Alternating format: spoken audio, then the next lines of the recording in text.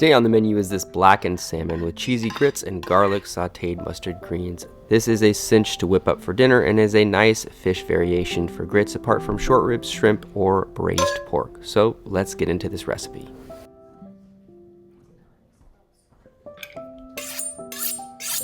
First up, you're going to remove the skin from one side of an Atlantic salmon with a sharp knife. Make sure to run the knife relatively flat to the countertop, but at a slight angle downwards, making sure not to cut into the flesh.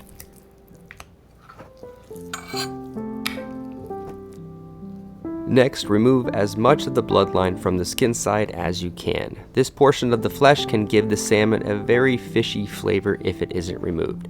Then portion the salmon at about 5 to 6 ounces apiece.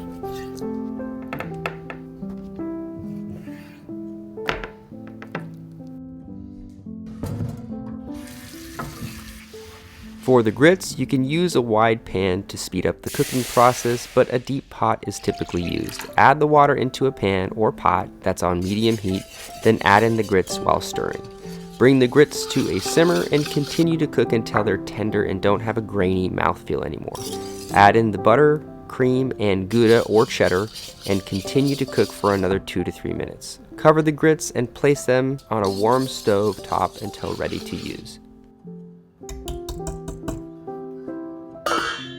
Now for the greens, you're going to get a saute pan that's on medium heat, add in a splash of olive oil along with a little butter and a crushed garlic clove. Lightly cook the garlic, then add in the cut mustard greens, salt, pepper, and a squeeze of lemon.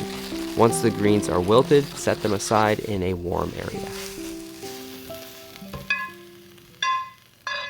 In a non-stick or cast iron saute pan that's on medium to high heat, add in a splash of cooking oil along with a knob of butter. Season the salmon with the blackening spices on both sides and cook the salmon in the hot pan on both sides for 2 to 3 minutes per side. 4 minutes per side if the fillet is relatively thick. Once the salmon has a nice crust and is about a medium temperature, remove it from the pan and let it rest while you plate.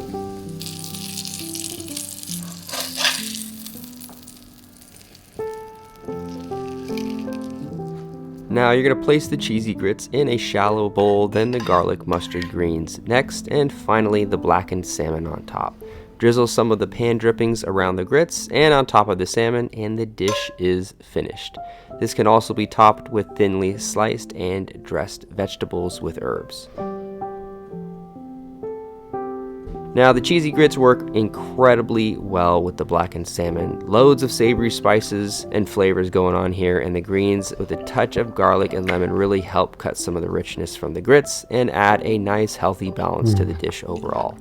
You can add herbs and different cheeses to the grits, switch out the greens for another veg, or sub the salmon for shrimp or short ribs, and there's plenty of ways to customize this to your liking. Like, subscribe, and share this recipe with your friends and family, and I'll see you guys next time with another dish. Later, folks.